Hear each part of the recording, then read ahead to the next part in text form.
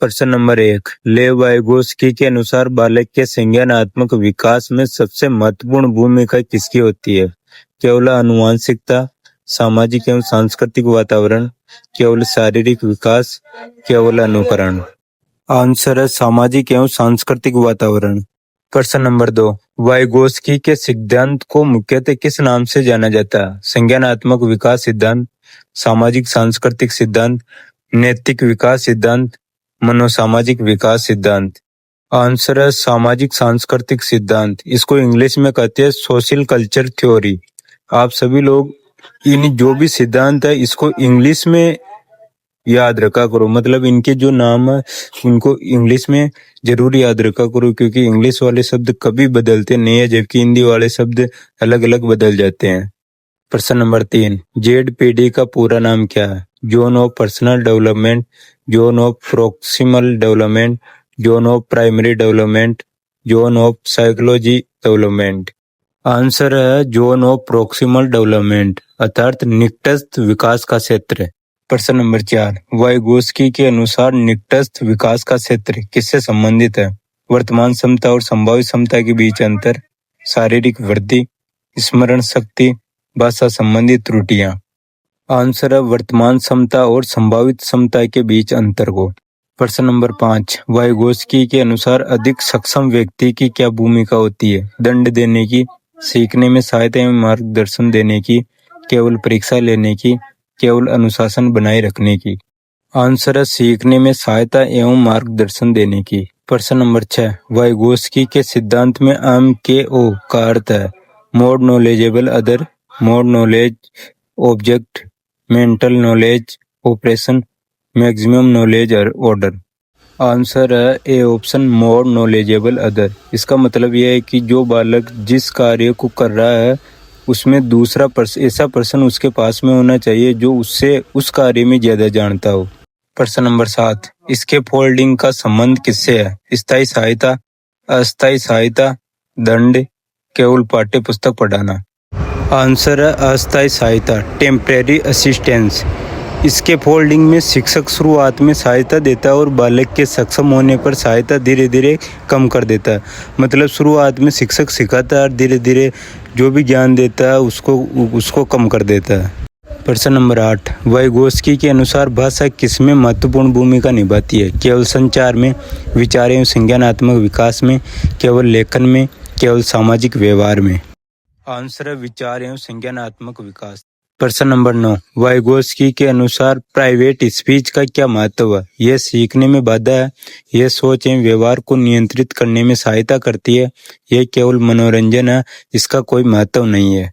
Answer है यह सोच एवं व्यवहार को नियंत्रित करने में सहायता करती है, अर्थात बालक स्वयं से ही किसी भी कार्य को करता है तो उसके कार्य की पहले से ही योजना बना लेता है कि अपन को क्या क्या करना है। प्रश्न नंबर 10, वाइगोत्स्की के अनुसार बालक का विकास मुख्यतः किस प्रक्रिया से होता है? सामाजिक अंतःक्रिया से, केवल परिपक्वता से, केवल अनुकरण से, केवल पुरस्कार से। आंसर है सामाजिक अंतःक्रिया से, सोशल इंटरेक्शन, अर्थात बालक है जो लोगों के अंदर उठ बैठ करके उनके विचारों से ही सीखता है वाइगोत्स्की के अनुसार। प्रश्न नंबर 11, वाइगोत्स्की के अनुसार शिक्षक की सबसे उपयुक्त भूमिका क्या है? केवल व्याख्यान देना, उचित सहायता एवं मार्गदर्शन देना, केवल अनुशासन बनाए आप रखना, देख रहे हैं केवल गृह कार्य देना। Education channel. आंसर है यदि उचित आपको सहायता हमारी एवं वीडियो पसंद मार्गदर्शन आए देना। तो चैनल को अर्थात लाइक, शिक्षक को बालक की सब्सक्राइब क्षमता और अपनी को दोस्तों समझकर के उसे साथ उचित शेयर सहायता करना ना प्रदान भूलें। करना चाहिए। धन्यवाद। इन साइकोलॉजी जो प्रश्न होते हैं उनमें जो लिमिट वाला आंसर होता है वो कभी राइट नहीं होता, अर्थात जो क्राइटेरिया में बांध देता है वो आंसर कभी नहीं हो सकता। इसका जो सोच विचार सब अलग अलग खुली सोच वाला इसका आंसर होता है।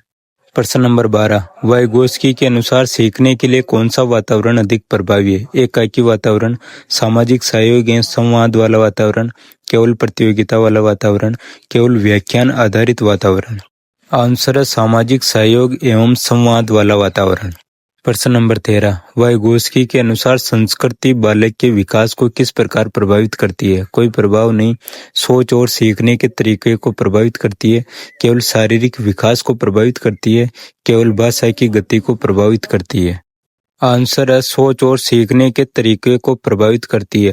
अर्थात साइकोलॉजी के प्रश्नों में अगर ऑप्शन में केवल वाला ऑप्शन हो तो वो कभी राइट नहीं हो सकता। केवल वाले ऑप्शन को तुरंत ही नेगेटिव मान लो कि ये गलत है, ये ऑप्शन अपन को करना ही नहीं है। प्रश्न नंबर 14, निम्न में से कौन सा वाइगोस्की के सिद्धांत से सबसे अधिक संबंधित है? ZPD, trial and error, classical conditioning, operation conditioning. Answer है जेडपीडी। प्रश्न नंबर 15, यदि शिक्षक कठिन प्रश्न हल करने के लिए विद्यार्थी को संकेत देता है और बाद में संकेत देना बंद कर देता है तो ये किसका उदाहरण है? अनुबंधन, स्कैफोल्डिंग, दंड, अनुकरण। आंसर है स्कैफोल्डिंग। अर्थात ये जो ऑप्शन होते हैं ना, इनके जो हिंदी अर्थ के अलावा इंग्लिश मीनिंग जरूर याद रखिए, क्योंकि इंग्लिश मीनिंग सेम होते हैं जबकि इनका हिंदी में जो अर्थ होता है वो बार बार चेंज होता रहता है। प्रश्न नंबर 16, वाइगोस्की के अनुसार सीखने और विकास का संबंध कैसा है? सीखने का विकास से कोई संबंध नहीं। उचित सीखना विकास को आगे बढ़ा सकता है। विकास हमेशा सीखने के बाद होता है। दोनों पूरी तरह स्वतंत्र है। आंसर है उचित सीखना विकास को आगे बढ़ा सकता है। प्रश्न नंबर 17, वाइगोस्की के दृष्टिकोण के अनुसार कक्षा में सबसे उपयुक्त क्या है? सभी बच्चों को समान तरीके से पढ़ाना, सहयोगात्मक अधिगम को बढ़ावा देना, केवल रटने पर जोर देना, चर्चा से रोकना। आंसर है सहयोगात्मक अधिगम को बढ़ावा देना। प्रश्न नंबर 18, अधिक सक्षम सहपाठी की सहायता बालक के लिए क्यों उपयोगी हो सकती है? वह दंड दे सकता है, वह जेडपीडी में सीखने में सहायता कर सकता है, वह केवल गृह कार्य कर सकता है, वह शिक्षक का स्थान ले सकता है। आंसर है वह जेडपीडी में सीखने में सहायता कर सकता है। प्रश्न नंबर 19, वाइगोस्की के अनुसार प्राइवेट स्पीच समय के साथ किसमें परिवर्तित हो सकती है? आंतरिक वाणी, शारीरिक विकास, सामाजिक दूरी, अनुकरण। आंसर है आंतरिक वाणी में।